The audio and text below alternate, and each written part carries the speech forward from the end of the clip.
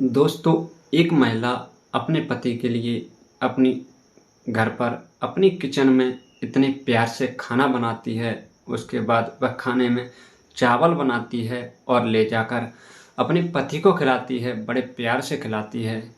हर रोज़ वह किचन में अपने पति के लिए खाना बनाती, लेकिन वह खाने में कुछ ऐसा मिला देती जिससे कुछ ही समय में, यानी कि धीरे-धीरे करके हर रोज़ वह खाने में थोड़ा-थोड़ा मिलाया करती। और जब पति 1 महीने के अंदर वह हर रोज़ खाना खाता है, तो वह इतना कमज़ोर हो जाता है, इतना बीमार हो जाता है कि उसे हॉस्पिटल ले जाना पड़ जाता है। जब हॉस्पिटल उसे ले जाते हैं, तो डॉक्टर उसका चेकअप करते हैं। डॉक्टरों के कुछ समझ नहीं आता, क्योंकि डॉक्टर जो थे वह अपना काम अच्छे से कर रहे थे, लेकिन उस व्यक्ति की जो परेशानी थी, जो उसके इलाज में कोई सुधार नहीं मिलता है, तो डॉक्टर बड़े परेशान होते हैं। उन्हें एक से दूसरे हॉस्पिटल में रेफ़र किया जाता है, दूसरे से तीसरे में किया जाता है, लेकिन उसकी जो तबीयत थी उसमें कहीं सुधार नहीं मिलता। अब डॉक्टर भी परेशान हो जाते हैं, तो वह कुछ दवाई वगैरह देते हैं और उसके परिवार वालों को बोलते हैं कि अब आप इन्हें घर ले जाइए और इन्हें अच्छे से इनका ख़्याल रखिए, टाइम टेबल पर दवाई दीजिए, ये घर पर ही बिल्कुल स्वस्थ हो जाएँगे। दोस्तों, उसके बाद उसी रात में उस व्यक्ति के साथ कुछ ऐसा होता है कि जिसे देखकर पुलिस और डॉक्टर और उनके परिवार वाले सभी हैरान हो जाते हैं। दोस्तों, आखिर क्या हुआ उस व्यक्ति के साथ, आइए इस वीडियो के माध्यम से जानते हैं। लेकिन जब तक आपसे एक ही रिक्वेस्ट, प्लीज़ चैनल को सब्सक्राइब करें, वीडियो को लाइक करें, ताकि मेरा हौसला जो है वह बढ़ता रहे और मैं ऐसी ही वीडियो लाता रहूं। दोस्तों, आप मेरे पीछे जो ये फ़ोटो देख रहे हैं, इसमें जो फ़ोटो में हैं ये दोनों पति पत्नी हैं और इनकी खुशी देखकर आपको लग रहा होगा कि शायद ये दोनों कितने खुश हैं। दरअसल इन दोनों की शादी जो है वह 2018 में होती है।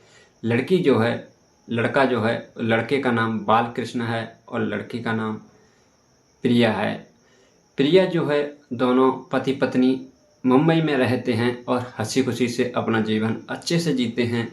इसी बीच जैसे ही धीरे धीरे समय गुजरता है, दोनों के 2 बच्चे होते हैं और परिवार जो है अपनी हंसी खुशी से जीवन जी रहा होता है। लेकिन उधर जो प्रिया थी वह कहीं ना कहीं ज़िंदगी को इस तरीके से जीना चाहती थी, वह आज़ादी की ज़िंदगी जीना चाहती थी, खुली ज़िंदगी जीना चाहती थी। लेकिन साथ ही साथ में उसे रील बनाने का भी बड़ा ही शौक़ था। वह अक्सर इंस्टाग्राम पर रील बनाया करती थी। अब वह चाहती कि अपनी ज़िंदगी को वह खुले आसमान में जीना चाहती थी, तो वह अपने लिए एक ब्यूटी पार्लर खोलती है और वहाँ अच्छे से अपने को तैयार करती, उसके बाद वह रील बनाया करती। धीरे धीरे करके समय गुजरता है, लेकिन उसी इंस्टाग्राम से उस महिला की, उसके एक फ्रेंड की बात होने लगती है, जिसका नाम जो है दिलीप होता है।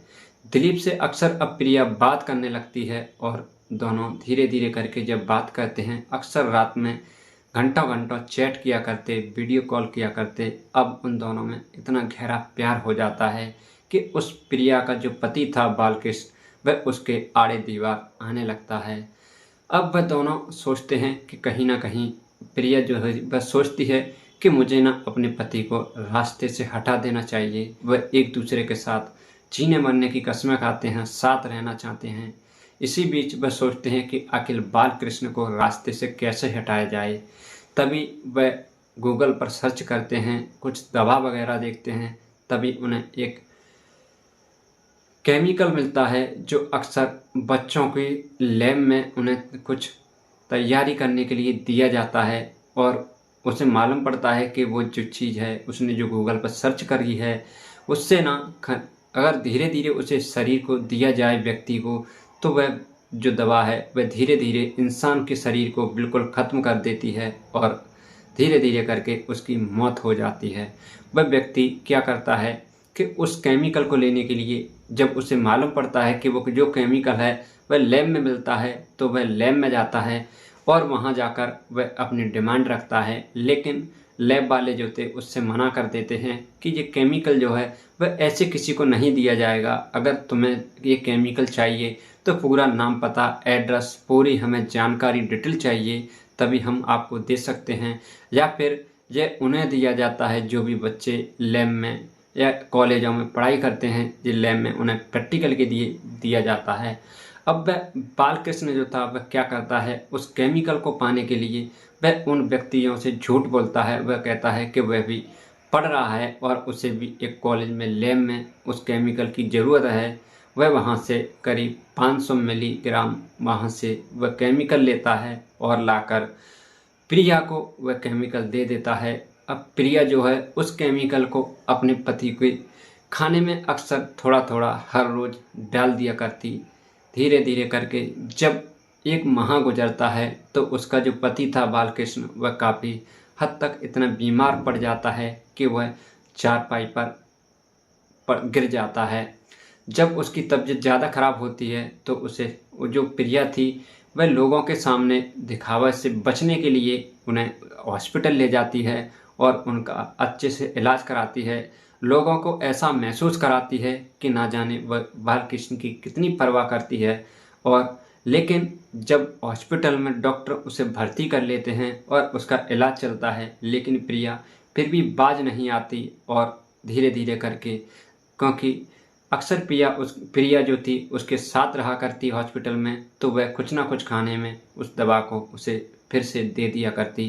क्योंकि उस दवाई को बार बार जब उसे दिया जा रहा था तो उसकी जो परेशानी थी उसमें कोई सुधार नहीं मिलता। अब डॉक्टर जो थे वह काफ़ी परेशान हो जाते हैं, क्योंकि इलाज जो है वह अच्छे से चलता है, लेकिन उसके जीवन में उसकी बीमारी में कोई सुधार नहीं मिलता। तो डॉक्टर उसे एक जगह से दूसरे हॉस्पिटल रेफर करते हैं, दूसरे से तीसरे में करते हैं, लेकिन उसकी जो तबीयत थी उसमें कहीं ज़्यादा सुधार नहीं मिलता। तो अब डॉक्टर हार थक कर कुछ दवा लिखते हैं और उसके परिवार वालों को कहते हैं कि इन्हें घर पर ले जाओ और इनकी घर पर अच्छे से समय पर इन्हें दवा दिया करना, और दवा देने के साथ साथ इनका ख्याल रखना, खाने पीने का भी ख्याल रखना, और ये बिल्कुल घर पर ठीक हो जाएंगे।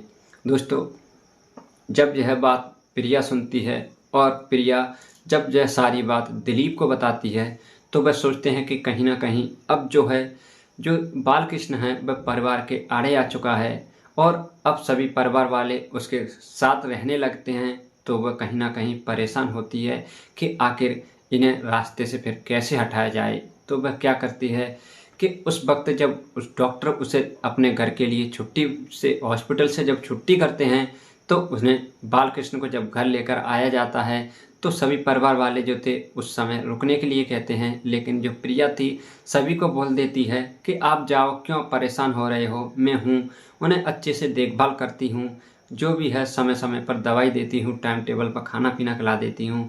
लेकिन कुछ उनकी एक पड़ोसन थी जो आंटी लगती थी, वह अक्सर प्रिया को, जब दिलीप जो बालकृष्ण जो था वह बीमार था, तो अक्सर जब इलाज के समय वह आंटी जो थी वह प्रिया को देखा करती कि वह उन पर ध्यान नहीं देती और अक्सर घंटों घंटों किसी से बात करती, किसी से चैट करती, वह भी बालकृष्ण पर ज़्यादा ध्यान नहीं देती। जिस वजह से वह आंटी जो थी वह प्रिया से कहती है कि मैं आज यहीं रुकूंगी, लेकिन प्रिया जो थी वह किसी की मानती नहीं है और फिर भी वो जो आंटी थी वह वहाँ रुक जाती हैं और वह दूसरे कमरे में प्रिया उन्हें सुला देती है। उसके बाद सभी को जैसे तैसे करके वो अपने अपने घर वापस भेज देती है। उसके बाद होता क्या है कि रात के करीब 1 बजे उसका जो बॉयफ्रेंड था, यानी कि जो दिलीप था, वह उसे फ़ोन करती है और उसे बुलाती है।